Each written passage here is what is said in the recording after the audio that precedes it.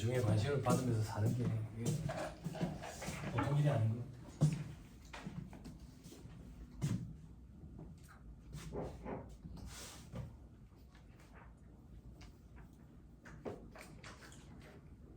진짜 쭉쭉 나가기 좋죠.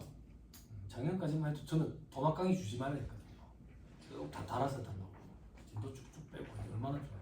집에 가면 복습할 것도 좀 많고. 자꾸 도막 빼면 중간에 자꾸 매일 끊겨가지고.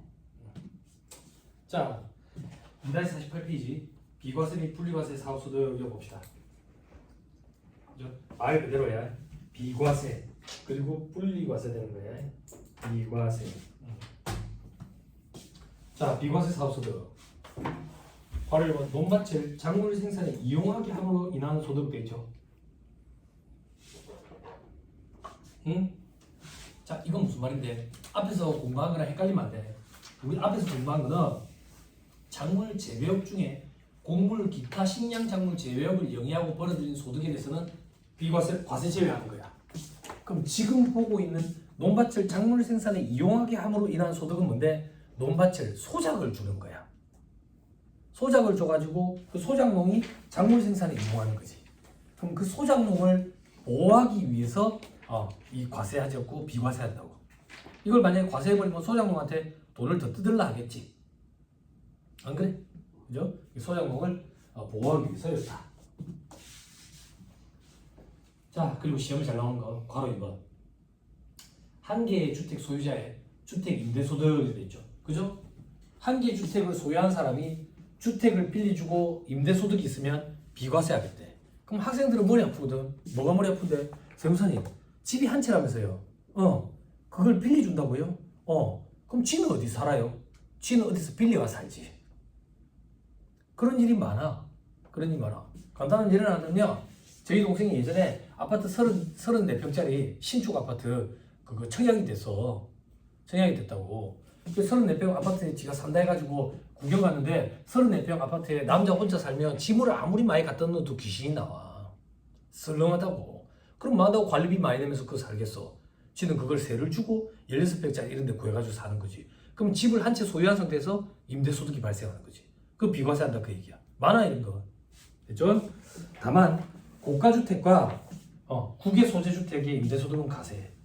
고가주택은 뭔데? 높은 데 있는 게 아니라 비싼 거. 비싼 거. 그럼 얼마나 비싸야 되는데? 과세기한 종료일 현재 기준시가가 12억 원을 초과하는 주택. 이거 시험에 잘 나와요. 뭐라고 잘 나오는데? 실질 거래가액 12억 원 초과주택 이렇게. 양도소득세 계산할 때 1세대 1주택 비과세 규정 적용할 때 고가주택은 실질 거래가액 12억이거든. 그럼 학생들은 부동산 매매를 해본 적이 없어서 잘 모른다고. 기준시가 12억과 실질 거래가액 12억. 뭐가 더 비싼 아파트냐? 기준시가 12억이 훨씬 더 비싼 아파트야. 가정을 하나 하면 실제 예를 하나 들면 제 예전에 여기 옆에 아파트 살았댔잖아. 이 옆에 아파트가 매매가액이 5억 4천 6억 이렇게 했었거든. 기준시가는 3억 2천. 그러니까 기준시가 12억 아파트가 훨씬 더 비싼 아파트. 됐죠? 자, 다시. 요거 주의해야 돼. 12억 꼭 기억해야 돼. 이게 예전에는 9억이었거든. 바뀌었어. 그래서 9억으로 낼 가능성이 있어. 예전 규정을 기억하고 있는 사람들이 있거든. 자, 이제 왼쪽에 한 개의 주택 소유자, 2개 이상 주택 소유자의 임대소득은 과세해. 그런데 2.2에 해당하면 분리과세한다네. 2.2가 저 뒤에 있어. 정리하고 가자. 2-51페이지. 분리과세 사업소득. 해당 과세기간에 주거용 건물 임대업에서 발생한 수익금의 합계액이 2천만 원 이하인 자의 주택 임대소득은 과세 표준을 계산할 때 합산을 하네. 그래서 분리과세한다 이렇게 표현한다고. 됐어요? 그러면 한 개 주택을 소유하면서 주택 임대소득이 있으면 비과세. 2개 이상 주택 혹은 고가주택은 과세하는데 2천만 원까지는 분리과세. 됐죠? 그죠? 자, 밑에 점에 분리과세 주택 임대소득이 있는 거주자의 종합소득 결정세액은 분리과세 시 세액과 종합과세 시 세액 중 선택해서 적용한다 돼 있죠? 무슨 말이지? 지금 정리 다 한다고. 2-161페이지.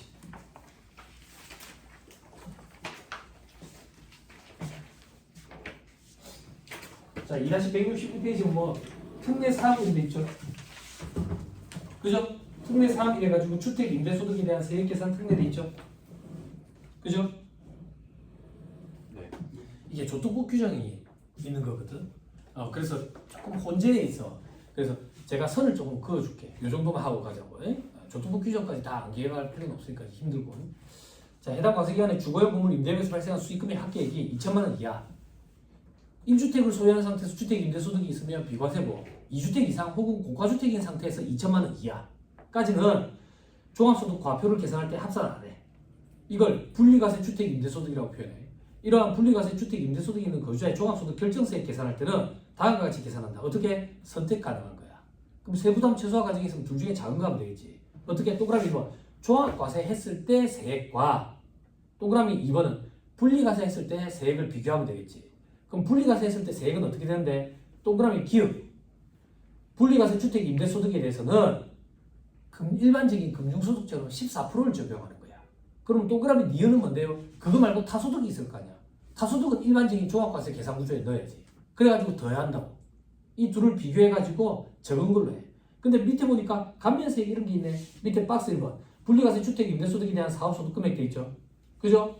등록을 했느냐 안 했느냐에 따라 등록을 하면 혜택을 조금 더 줘. 그래서 필요기미 의제액이라 해가지고 필요기미를 입증하지 않더라도 50% 혹은 60%를 필요기미로 빼줘.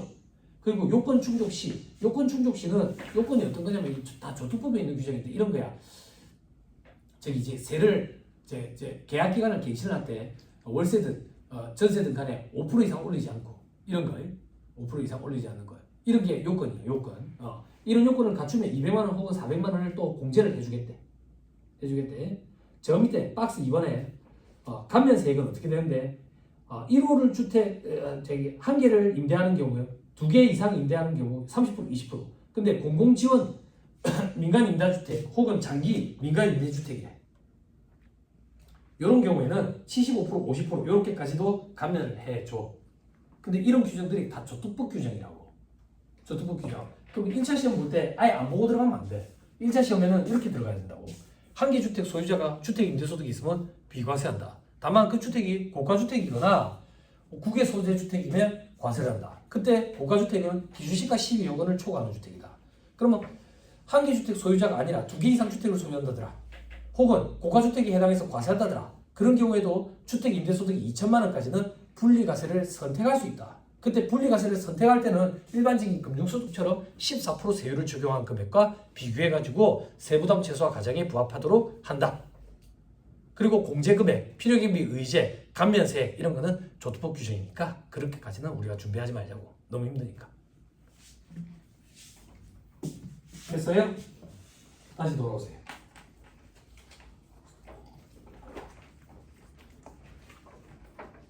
(2-) 48페이지. 자, 저 밑에 점선에 점선 박스 주택 수 계산 방법. 밑에 별표시 1번 겸용주택의 경우에 주택과 주택 부수 토지 범위는 부가세법에서 안분 계산하는 거 배운 거 그거 준용한다고. 그래서 부가치세법에서 나오고 여기서는 안 나와. 자, 위로 다시 올라가서 별표시 2번의 사례도 먼저 보고 갑시다. 1주택 소유자의 주택 임대소득 비과세를 냈지. A주택을 소유한 갑이 B주택을 임차받아서 다음과 같이 임대한대. B주택을 전대한대. B주택을 전대. 자, 이건 어디 있는데? 위로 다시 올라가 보자. 주택수 계산할 때 다가구 주택은 한 개를 주택으로 봐. 한 개. 전체 한 덩어리로 본다고. 다만 각각 구분 등기돼 있으면 각각 주택으로 봐. 그럼 여러 개의 주택으로 본다는 얘기야. 됐지? 자, 그 다음 동그라미 2번 임차 전세받은 주택을 전대나 전전세 주면 임차 전세받은 주택을 임차인 또는 전세받은 자의 주택으로 본다. 그냥. 자, 요걸 가지고 별표시 2번이네.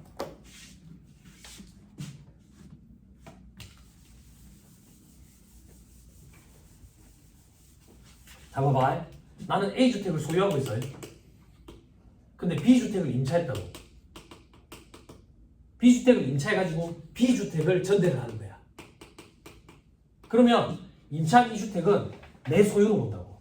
그럼 내 소유 주택이 2개지? 2개인데 주택 임대소득이 있지. 과세된다고. 과세된다고. 칠판. 내가 A주택을 소유하고 B주택을 임차했는데 A주택을 세를 준다고. 그럼 나는 주택을 한 개 소유한 상태에서 주택 임대소득이 있으니까 비과세 되는 거예요. 그게 밑에 있는 사례 별표시 2번이라고. 됐어요? 네. 됐나요? 자, 위로 다시 올라가자. 동그라미 3번. 자, 지금부터 하는 건 너무 스트레스 받지 마. 말 문제 보기를 구사한 적이 있어서 읽어주지. 이것까지 여러분들이 다 준비해가기는 솔직히 쉽지 않을 거야. 쉽지 않을 거야. 동그라미 3번. 공동 소유하는 주택은 주택 수 계산할 때 누구 주택으로 볼 거냐 이거야. 누구 주택으로? 지분이 큰 사람 소유로 계산하게 돼. 동생이랑 나랑 집을 갖고 있는데 내 지분이 저기 3분의 2고 동생이 3분의 1이야. 그럼 내 주택으로 보겠다 그 얘기야. 됐어요? 그런데 지분이 가장 큰 사람이 2명 이상이래. 같은 거야. 지분이. 그러면 그들이 합의해서 한 명이 주택 임대 소유의 귀속자로 정해버리면 그 사람 소유로 보겠대. 됐나요? 네. 됐어요? 다만 다음 중 어느 하나에 해당하는 사람은 해당 공동소유주택을 소유하는 것으로 계산되지 않는 경우라도 그의 소유로 계산하는 거야. 어떤 경우냐? 동그라미 기억. 해당 공동소유하는 주택을 임대해서 얻은 수익금액이 연간 600만 원 이상이래. 이건 무슨 말인데? 잘 봐봐. 저랑 동생이 주택을 같이 소유하고 있는데 내가 3분의 2고 동생이 3분의 1이야. 근데 동생이랑 저랑 공동 소유하는 주택을 세를 줬어. 세를 줘가지고 동생이 얻은 수익금액이 600 이상이래. 그러면 동생 소유로도 본다 그 얘기야.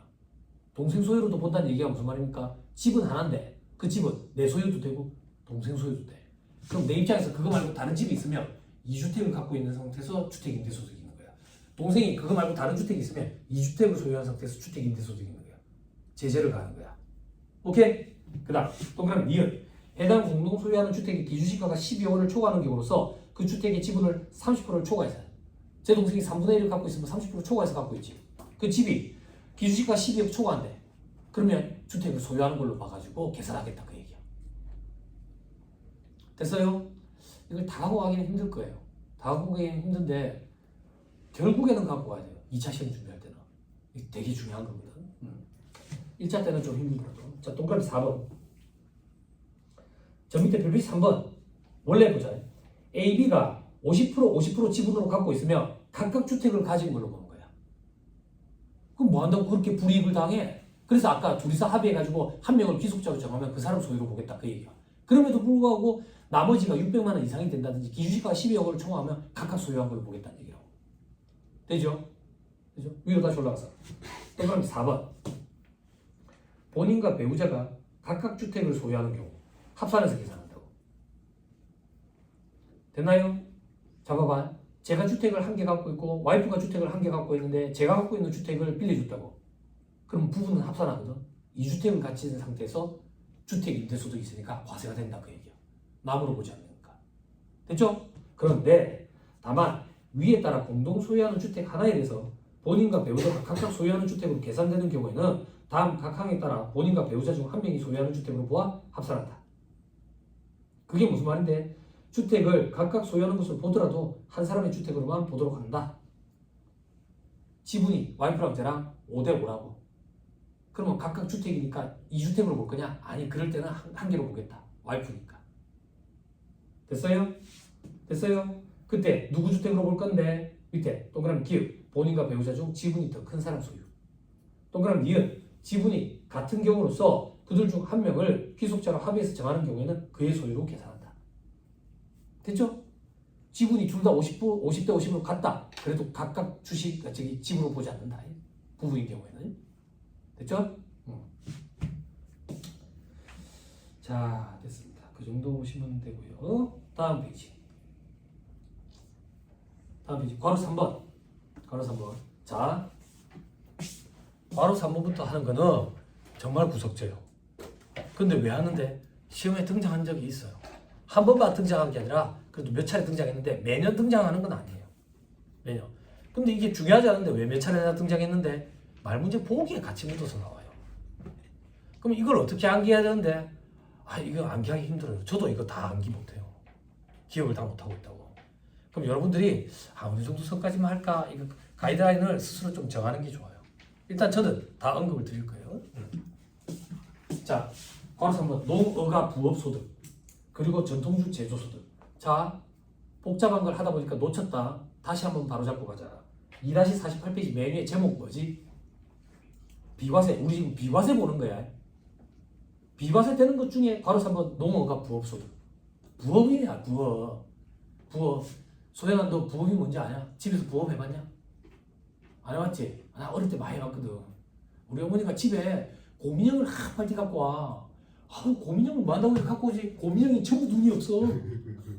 눈이 없어. 그럼 어머니가 뭐 비닐봉지에서 뭘 꺼내는데 눈이 대글대글 막 움직여. 요걸 이제 본드로 붙이는 거야. 그럼 이제 하나에 1원이야. 1원. 그럼 100개 붙이면 이제 100원인 거야. 그런 게 부업.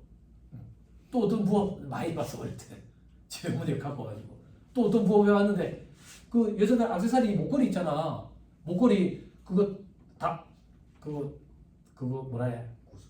구슬. 구슬이라는 표현이 참 좋다. 구슬 그거를 하나씩 일일이 다 손으로 깨야 돼.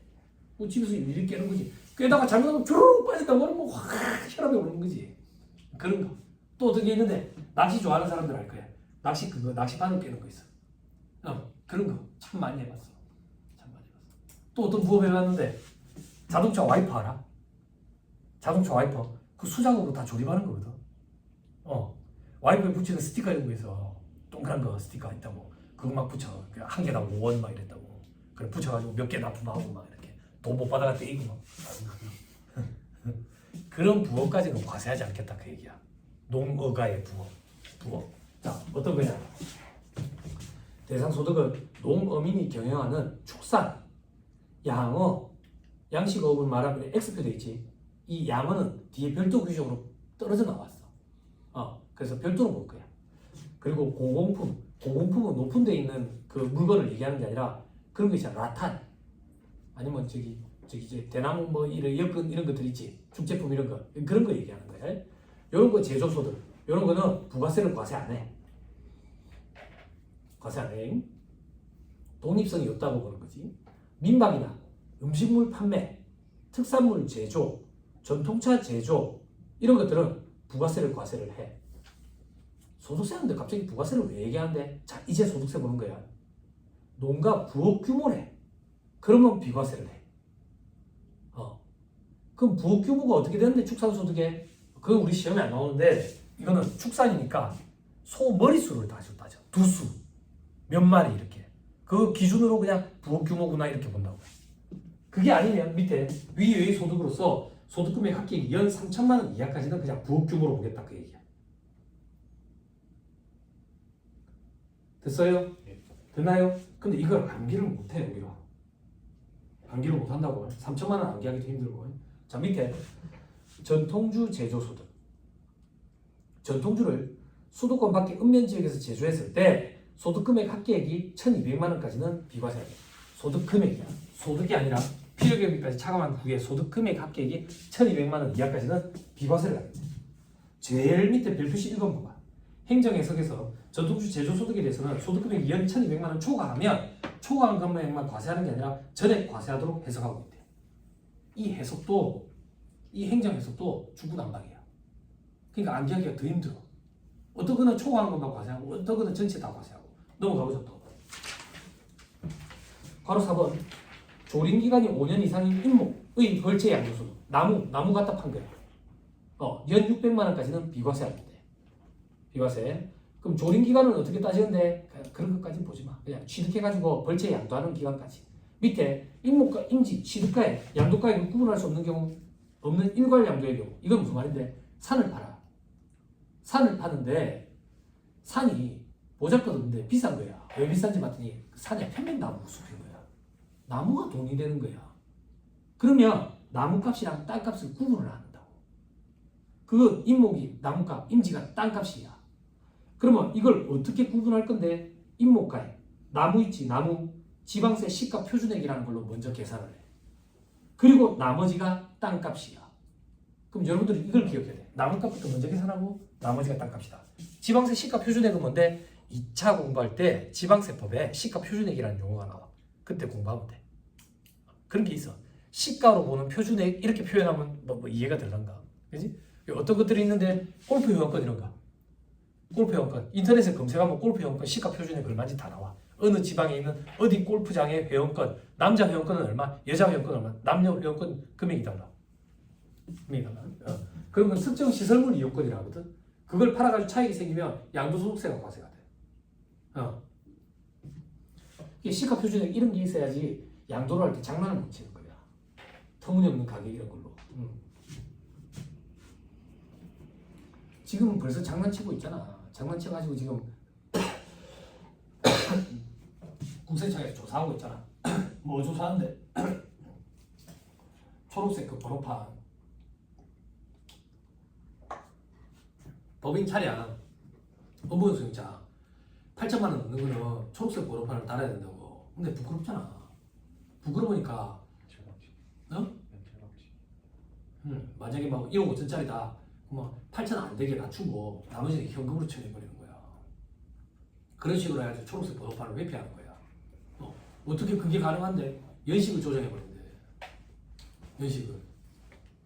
그런 식으로 한대. 그래서 지금 전수조사 한다잖아. 전수조사. 다시 돌아서. 자, 그 정도만 기억하면 된다. 그 얘기예요. 600만 원까지는 비과세인데 남은 값부터 계산하고 나머지 값을 땅값으로 보는 거야. 그래 부자들은 제가 그 얘기했잖아. 부자들은 산을 사가지고 얼마 안 하는 산을 사가지고 거기다 비싼 나무 심어가지고 자식들한테 넘겨준다고.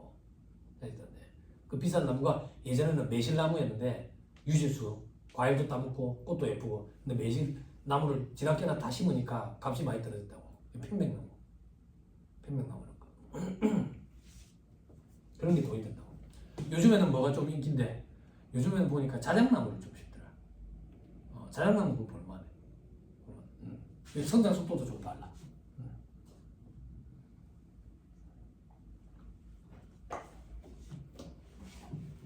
자, 괄호 5번. 아까 했죠? 그죠? 작물 재배업 소득으로서 단기 수익 금액 합격이 10억 이하인 거. 동그라미 1번. 곡물 기타 식량 작물 재배업 소득은 과세 제외. 동그라미 2번. 수익 금액 10억 이하까지는 비과세. 초과인 것은 과세에 되어 있죠. 밑에 별표시에 두 번째 줄. 초과분만 과세. 이것도 초과분만 과세야. 아까는 농업과 부업소득은 전체가 저동주 제조소득은 전체 과세였잖아. 이게 행정 해석도 일관성이라는 게 조금 결여되어 있다. 그러니까 암기해가는 수험생 입장에서는 일관성까지 없으니까 암기하기 더 힘들어. 다음에 괄호 6번. 어로, 양식업, 열로 떨어져 나왔다고.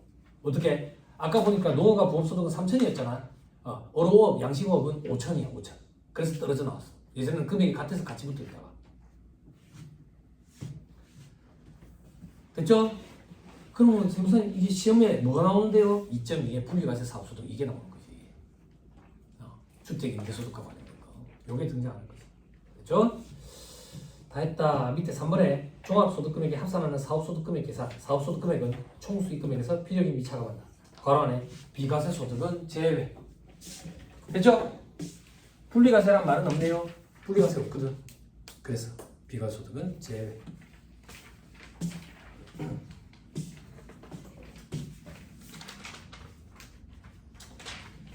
자, 다음 페이지 2-52페이지 간접법 돼 있죠. 그죠? 자, 요건 무슨 말인데 우리 법인세 계산할 때 법인세 계산하는 각산소득금액 과표 과세 객체가 되는 물건 과표는 입금에서 송금을 차감한다 했지. 근데 우리는 실질적으로 입금 송금을 지켜야 하는 게 아니라 결산서는 당기순이익에 시작해서 간접법으로 수익 입금 산입 송금 산입 송금 산입 입금 부산입 해가지고 계산을 했잖아. 소득세법도 똑같다. 사업소득은 간접법에 의한다 그 얘기야. 총수익금액과 필요금액을 따로 찍게 하는 게 아니라 결산서는 당기순이익에서 총수익금액 산입 필요금액 불산입 필요금액 산입 총수익금액 불산입을 해서 간접법에 의해서 뽑아내겠다. 됐죠? 똑같네. 그러니까 차가감 소득금이 나오고 기부금 한도 초과에 기부금 한도 초과 2월에 송금 산입 똑같네. 그럼 차이점이 뭔데? 각산물 소득금액이 되는 데는 사업소득금액이 나왔는데 법인세법은 각산물 소득금액에서 2월 계속은 비과세소득 소득공제를 차감하는데 소득세법은 그런 게 없네. 왜 없는데? 2월 계속은 차감을 안 해? 아니 계산구조 저 밑에서 차감해. 어디서? 종합소득금액 계산할 때 차감한다고. 타소득과 합산할 때 그때 차감해. 그래서 여기서는 차감 안 하는 거야. 또 비과세소득은 왜 차감 안 하는데? 비과세소득은 총수익금액 계산할 때 이미 빼라버렸다고. 그래서 별도로 차감할 게 없어. 됐죠? 됐어요? 네. 점점 힘에 부치시는구만. 힘들어요? 많이 힘들자. 대제? 세 번만 하니까? 그지? 근데 이렇게 얘기해야지. 우리 남의 불행을 자기 위안으로 삼는다며. 객관식반에서는 하루 10시간 세법. 상상만 해도 끔찍해? 토하게 해줄까? 토하게? 그때 제가 이런 거 이론 설명해? 이론 설명이 어디서 다 안다라고 문제 푸는데 네? 토하겠지 그지? 구역질이 나겠지 그지? 못 따라오는 사람들만 문다고 점점 이렇게 늘려가는 거야 그지? 너 운동하냐? 네. 운동해? 자세를 똑바로 허리를 꼿꼿이 하고 앉아 안 되지 그렇게 독서대 갖고 와 그러니까 독서대 없으니까 이제 꼿꼿이 안 앉아지는 거야 얘 봐봐 저 동생 봐봐 부럽지 않아? 오늘따라 저 동생이 되게 쌩쌩해 보이지 않아? 네. 내 생각에는 독서대 때문이 아닐까 싶어 독서대 관광한 사람 같네 어쩌겠어 오래 앉아있는다고 공부되는 건 아니지만 그래도 우리 절대적인 공부 시간이라는 게 좀 필요하니까 체력이 받쳐줘야 앉아있을 수 있다고 다리부터 고른다 운동해야 된다 무슨 운동하냐? 러닝이랑 헬스. 아 그래? 좋아 너 운동하냐? 안 해? 네. 내일부터? 그래 오늘부터가 아니라서 좀 그렇네 내일부터 해? 작심 3일이라잖아 3일에 한 번씩 마음을 먹으면 돼 그럼 계속 유지되는 거야 너 운동하냐? 이게 한 방에 훅 떨어진다 체력이 나중에 객관식 받을 때 대봐 막 졸음이 와가지고 미친다고 미쳐 그 체력이 빠져서 그렇거든 운동해야 돼 운동하기 싫어? 먹는 거라도 잘 먹어야 돼 그런 거 먹는 거라도 잘 먹어야 돼 여기 와가지고 1년째 지금 공부하고 있으니까 자리에 앉아있고 안 움직이니까 살이 자꾸 찌는데 걱정하지 마 내가 약속할게 2차 시험 임박했을 때 인생 최저 몸무게를 찍게 될 거야 인생 최저 몸무게 걱정하지 마 바지가 헥헥 돌아간다니까 엉덩이 살이 다 빠져가지고 그러니까 걱정하지 마 살 찌는 거에 대해서 운동하세요 운동 응? 운동 자 그래서 간접법 얘기한다 소득공제는 나중에 볼 거고 과세 표준돼 있는데 이것도 똑같아 뭐가 똑같은데 우리 법인세법 할 때 각 사람 소득 금액까지가 거의 95%라 했잖아 여기도 똑같아 소득세법도 시험 문제에서 물어보는 거 거기서 끝이 난다고 거의 그렇죠? 넘어가면 다음 페이지 2-53페이지 총수익 금액에 산입하는 거 총수익 금액 불산입하는 거 우리 법인세법에서 입금 항목 입금 불산입 항목 그런 거 우리 일일이 보지 않았지 그지? 요거 건너뛰고 세부적으로 봤지 요거 건너뛰고 세부적으로 볼 거야 자 밑에 계정신설을 해가지고 이 뭐야 독립자격으로 보험가입자 모집 및 이에 부수되는 용역을 제공하고 모집수당 등을 받는 자가 보험가입자 모집 및 이의 수당 등을 반환하면 반환에 속하는 과세기관에서 차감한다 이렇게 신설돼 있는데 별로 중요하지 않아요 우리 시험에 나는 보험 모집이다 방문 판매원이다 이렇게 안 나와요 걱정하지 마세요 밑에 괄호 1번 필요금리 산입 필요금리 불산입 필요금리 항목 그리고 필요금리 불산입 항목 그지? 송금 항목 송금 불산입 항목 그거 넘어갑니다 파란 글씨가 막 있는데요 불안한데요 파란 글씨 저 뒤에 가면 다 봐 걱정 안 해도 돼 넘어가면 2-56페이지 부동산 임대업 총수익 금액이 계산이 되어 있죠? 그죠? 자 부동산 임대업 사업소득 금액부터 먼저 한번 계산해보자 그 얘기야 총수익 금액에서 필요금리 차감하겠지 그때 총수익 금액에는 괄호 1부터 4까지 더한다고 돼 있지 부가가치세법이랑 다르네 부가가치세법은 괄호 4번 X 이렇게 돼 있었지 뭐 보험 차익 부가세는 소비하는 행위에 대해서 과세하는 일반 소비세니까 소득세는 소득에 대해서 과세하니까 보험 차익도 들어간다 그 얘기야 보험 차익 앞에서 어떻게 공부했지? 오늘 했잖아 오늘 지난주도 아니고 오늘 할 때 다들 끄떡끄떡 했잖아 알아듣는다고 응?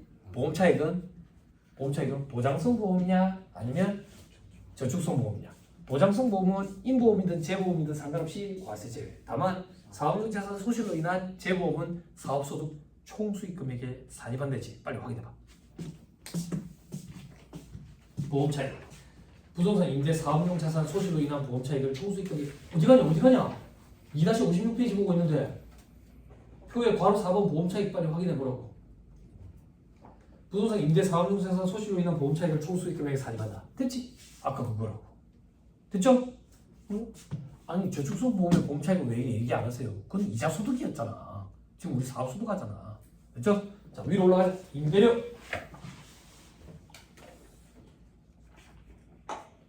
계약 등에 의해서 지급이 정해진 것은 정해진 날, 정해지지 않은 것은 지급 받은 날에 수입 시기로 해서 과세한다. 즉 임대료도 과세하는 거지. 부동산 임대료 사고 소득이니까요. 부동산 임대하거나 지역권 지사권을 설정 대여하고 받은 선세금 어디서 들어왔어? 보아나 부가가치세. 부가가치세법. 어떻게 했지? 월할 안 보냈지. 보니까 똑같네. 월할로 안 보내네. 됐지? 그럼 됐네. 부가가치세법, 소득세법에는 선세금이라는 게 있네. 월할로 안 본 계산하네. 법인세법은 어땠어?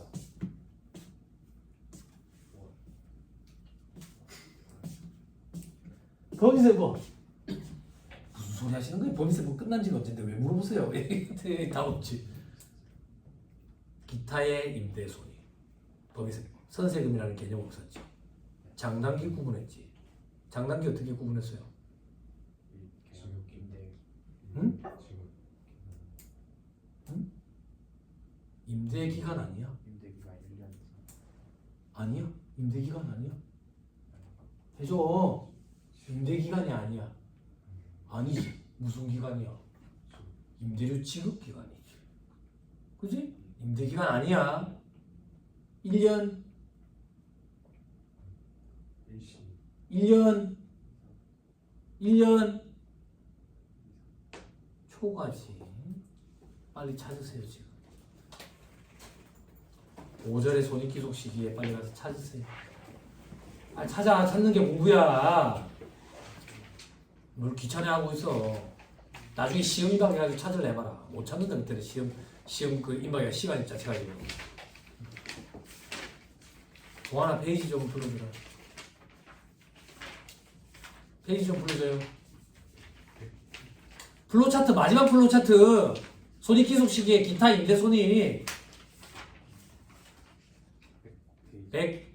109페이지 있대. 장단기 뭘로 구분해? 임대료 지급기간 1년 이상이야 초과야. 초과인데 왜 자꾸 이상한 소리를 해? 그죠? 줄 쳐놨어 안 쳐놨어? 내가 쳐놨어? 그렇지. 빠른 답변 고맙다. 네? 자 그럼 결론까지 할까? 1년 초과 안 하네. 단기네. 그럼 언제야? 계약상 지급. 계약상 지급이 없으면 발생. 실제 지급받는 날. 됐지? 장기는 발생주의. 근데 단기인 경우에 특례 규정이 있지? 발생주의로 계상하면 인정이 되지. 그지? 네? 즉 법인세법에는 선세금이라는 개념 없고 임대손익의 기속시기는 장단기로 구분해가지고 인식을 한다고. 소득세법이란 부가세법에만 선세금이라는 개념이 있고 둘 다 일할로 안 하고 월할로 안 계산하니까 독특하다고. 세법인데.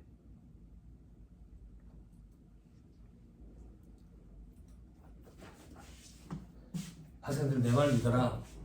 아니 세우사님 진짜 꼰대도 아니고 옛날에 공부하던 방식 그렇게 얘기하지 마세요. 이게 아니라 찾아보는 게 공부다 정말. 그런데 시험이 임박하면 임박할수록 마음이 조급해져서 더 안 찾아보게 돼. 그럼 어떤 현상이 발생하는지 알아? 평소에 보던 얇은 책에 거기 있는지 찾아봐. 그래서 확인을 해서 체크해. 그러면 스스로 봐야 될 양을 자꾸 더 늘린다고. 봤던 책에서 찾아가지고 체크를 해놔야 돼. 그래야지 단거나 작업이 된다고. 공부 못하는 애들의 특징이야. 시험 임박하면 자꾸 새로운 책, 다른 책을 사. 얇은 책 이런 거. 얇은 책에는 없는 게 무조건 있어. 기본서에는 없는 거 무조건 없어. 기본서를 가지고 빨리 볼 수 있도록 그렇게 단거나 작업을 해놔야 된다고. 아, 그걸 기본서를 언제 다 봅니까? 봐봐? 다 안 보잖아. 춤춰놓은 것만 보잖아. 다 강의하지도 않았어. 안 그래? 근데 뭐가 많다고 자꾸 우는 소리야. 반도 안 되지. 안 그래? 그걸 빨리 볼 수 있는 습관을 들여야지. 그렇게 공부하는 사람이 이 바닥에서 빨리 떠요. 우리 여기 학문을 연구하려고 온 거 아니에요. 잘 생각해 보세요. 찾아보는 게 공부야 지금. 그럼 나중에는 안 찾아봐도 된다고. 근데 처음부터 안 찾아보면 마음의 불안감이 계속 남아있어. 계속 남아있다고. 돌아오세요. 자, 어디 했지? 선생님까지 했다. 자, 이제 괄호 이번에 간주임대료. 그거 보기 전에 밑에 괄호 3번에 관리비 수입부터 보자. 청소비, 난방비 등 관리비 수입, 총수입 금액에 산입하고 실제 들어간 경비는 필요 경비로 차감한다. 그럼 차액이 과세되는 효과가 발생하네. 전기료, 수도료도 공공요금은 총수익 금액이 산입 안 한다. 왜? 대신 받아가지고 내는 납입 대행에 불과하니까. 내 돈이 나가는 게 아니니까. 다만 초과 징수액은 총수익 금액이 산입한다. 자, 이게 무슨 말인데, 내가 건물 14층짜리 건물 갖고 있는데 여기 세 들어와가지고 사는 사람들 전기세 꼬지가 내한테 날라오거든. 그럼 이 사람들한테 받아가지고 내가 대신 내. 그럼 뭐 내 경비로 잡으면 안 되지. 그지? 근데 이 사람들한테 내가 그러는 거야. 나 고급 인력인데 전기세 10만 원인데 11만 원씩 주세요. 그럼 나 만 원씩 난감 먹었지. 그 난감 먹은 건 총수익 금액에 산입한다 그 얘기야. 됐죠? 됐죠? 됐어. 자, 그 정도 보시고, 자 이제 위로 올라가서 간주임대를 보자. 제 얘기 들으세요. 부가가치세법에서 간주임대를 계산하는 이유는 뭐였어요? 월세랑 보증금 받은 거에 차별이 생기면 안 되죠. 그죠? 그래서 보증금 받은 거 너금 많은데 제로금 시대에 은행에 박아두지. 그럼 은행에서 이자 붙은 거, 정기예금 이자를 적용한 이자만큼은 부가가치 창출한 걸로 보자. 그래서 10%만큼 매출세금 과세했죠. 그죠? 그래서 보증금 받은 거 적수 계산해가지고 정기예금 이자를 곱겠다고. 법인세법상 간주임대를 계산하는 취지는 뭐였어요? 부동산의 투기 방지 목적. 그죠? 그래서 다 계산하는 건 아니었죠. 어떤 법인들만 계산 대상이 됐어요? 차입금 과다법인. 부동산 임대업을 주업으로 하는, 차입금이 자기 자본의 2배를 초과하는 차입금 과다법인. 그때 부동산 임대업 주업법인, 주업을 어떻게 판단해요? 주업을 어떻게 판단해요? 주업을 어떻게 판단해요? 자산, 부동산 임대업에 사용하는 자산이 50%는 것 같아요. 그거 말고 일반적으로 주업 판단할 때는 수익 금액 기준으로 주업을 판단하지. 그 파트만 자산 금액 가지고 주업을 판단하겠다. 됐죠? 그런 부동산 임대업을 주업을 하는 차입금 과다법인만 부동산과 관련된 간주임대로 계산 대상이 된다고. 다만 추계 시에는 모든 법인이었지. 그리고 주택과 주택 부수 토지는 계산 배제. 추계 시에는 포함시켰지. 이제 소득세법상 간주임대로 계산을 보자 그 얘기야. 자, 계산 대상. 부동산이나 부동산상의 권리를 대여하고 받는 보증금 등을 받은 자는 주업종이 뭐냐? 차입금이 과다했냐? 여부와 관계없이 간주임대를 다 계산한다 그 얘기야. 됐어요? 자, 밑에 계산 배제. 주택에 대해서는 간주임대를 계산 안 해. 근데 다만 3주택 이상을 소유하고 엔드의 요건이야. 보증금 합계액이 3억 원을 초과한대. 3주택은 이상이고 3억 원은 초과야. 3주택 이상을 소유하면서 보증금 합계액이 3억 원을 초과하는 경우에는 주택도 간주임대료를 계산해. 독특하지? 요것만 시험에 등장하지. 일반적인 간주임대료 계산은 법인세법에서 등장하고. 됐나요? 네. 됐어요? 네. 자, 밑에 저 밑에 별표시 1번 주택 임대 관련 특례 규정, 소득세법에 있는 규정이야. 직계 좀비 속에게 주택을 무상 임대하고 실제 거주하는 경우에는 부당이익 계산부인 규정 적용 안 한대. 이게 무슨 말인데? 내가 주택 임대 사업자인데 그 중에 집 하나 비어 있어가지고 우리 부모님을 거기 사시게 했다고. 근데 내가 이제 월세를 안 받아서 특수관계인한테 월세 안 받았으니까 부당이익 계산 부인을 적용해야 되는 거 아니냐 이거야. 그걸 적용하면 아버지한테 내가 무상으로 빌려줬다고 부당이익 계산 부인을 적용하면 나는 인종지 말자가 되는 거야. 쌍놈의 새끼가 되는 거야. 그지? 그래서 그런 것 때문에 그런 경우에는 부당이익 계산 부인을 적용한다. 독특한 규정이죠. 말문제 보기 구성합니다 이거. 됐죠? 직계 좀비 속이기에 주택을 무상 임대한 거야. 상가 이런 건 안 돼.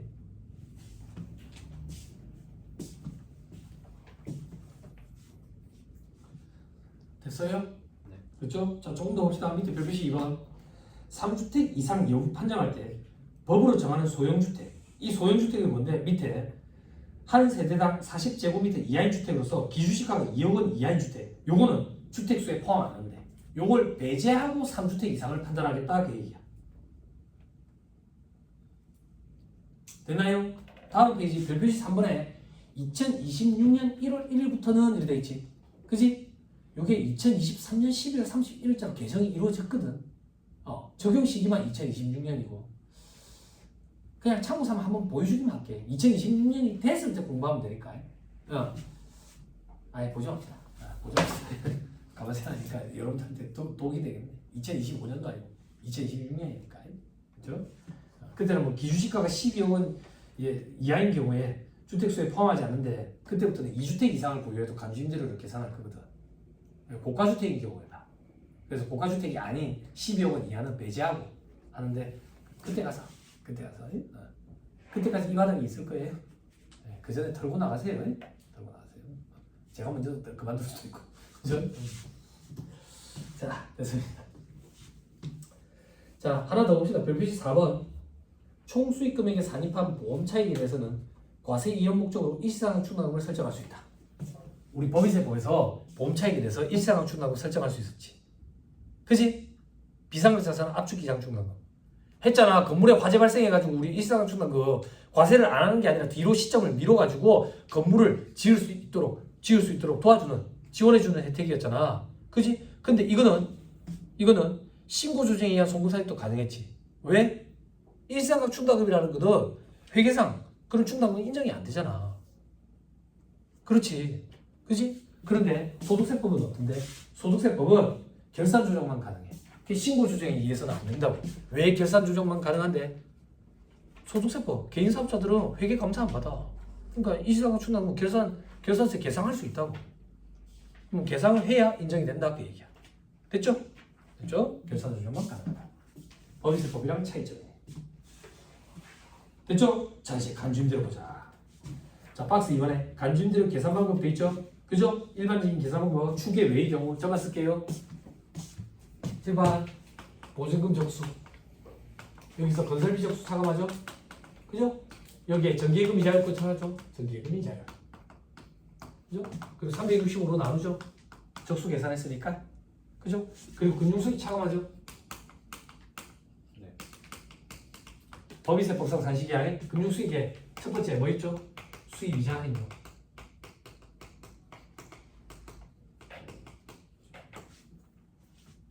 자, 두 번째 수익 배당금.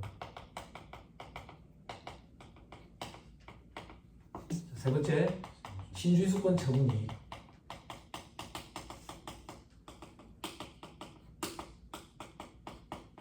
네 번째 유가증권 처분. 여기는 손익. 네팅하면 되지.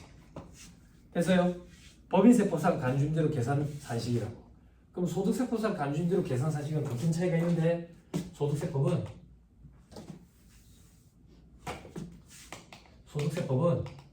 차감하는 금융수익에 요 둘만 차감하고 얘들은 차감하지 않아. 됐어요? 취지를 설명하면 조금 더 이해가 돼요. 어떤 취지인데 수입이자 할인료가 뭔데? 이자소득이거든. 이자소득으로 과세가 될 거라고. 과세가 될 거야. 그지? 그래서 여기서 안 빼면 이중으로 과세가 될 거죠. 수입 배당금은 배당소득으로 과세가 될 거거든. 그래서 여기서 안 빼버리면 이중으로 과세가 돼버린다. 나머지 신주유수권 처분이 유가증권 처분 손익은 왜 안 빼나요? 과세 제외 열거되어 있잖아. 과세 안 되거든. 그래서 여기서 빼버리면 안 돼. 됐어요? 됐나요? 네. 계산 문제는 법인세법에서 등장해요. 요거는 말문제 보기 구성하고. 그럼 소득세법에서 간주임대로 계산 문제 등장 안 하나요? 주택과 관련된 간주임대로가 등장한다고. 3주택 이상을 소유하면서, 그럼 극단적으로 가져갈게. 3주택 이상에는 3주택이 포함이 돼야 안 돼? 되지. 집을 세 채를 갖고 있어요. 주택을 빌려줬는데 보증금 합계액이 3억 원을 초과한대. 이런 경우에는 간주임대로를 계산을 해. 됐어요? 간주임대로 계산 사실 저만 한번 써볼게. 저만. 주택을 빌려주면서 보증금 받은 게 있겠지. 그지? 그럼 보증금. 여기서 뺀다고요. 뭘 빼는데? 3억을 빼. 3억을 빼. 왜 3억을 빼는데? 아까 보증금 합계액이 3억 원을 초과하는 경우에 과세한다 했잖아. 그러니까 3억 원을 빼야지 그 부분만 과세되는 효과가 발생하지. 됐죠? 요거의 적수야. 적수. 여기에 뭘 곱하는데, 여러분들 산식에서 쓰지 마. 제일 밑에 산식있어. 몇 프로를 곱해? 60%를 곱한다고. 칠판. 왜 60%를 곱하는데? 건설비가 40% 포함된다라고 보는 거야. 그래서 60%를 곱해. 그리고 나머지 똑같아. 365로 나누고. 됐죠? 금융수익 차감하는 것도 똑같고.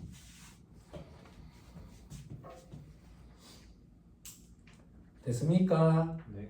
됐나요? 예. 자, 그러면 문제가 생겨요. 어떤 문제가 생겼는데 2-58페이지.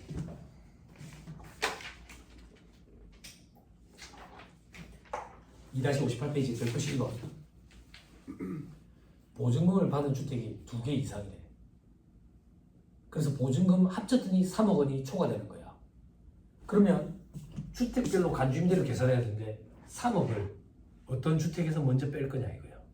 순서를 정해야 된다고. 순서를. 세법에서는 뭐라 얘기하는데 보증금이 아니라 옆에 체크해. 보증금을 받은 주택이 2주택 이상인 경우에는 3억 원을 보증금의 적수에 동그라미 치고 체크. 시험에 어떻게 나오는데 보증금이 큰 주택의 보증금부터 순차적으로 된다. 그러면 오답 보기가 된다. 보증금이 아니라 보증금 적수가 큰 거에서부터 먼저 빼야 돼.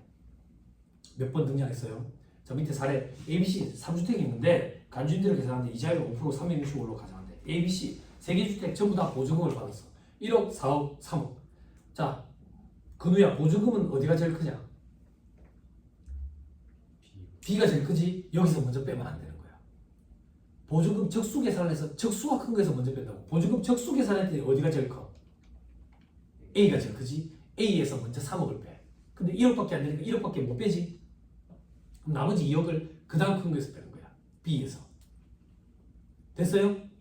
이렇게 계산하는 거야. 말문제 보기도 구성해. 보증금 적수가 큰 거에서 먼저 빼는 거야. 보증금이 큰 거에서 순차적으로 뺀다. 이렇게 등장한다고 시험에. 적수가 큰 거에서 먼저 빼야 돼. 됐죠? 다 됐습니다. 다음 페이지 정리. 이거 보지 마세요. 정리 지금 정리 안 될 거예요. 어려워요 이거.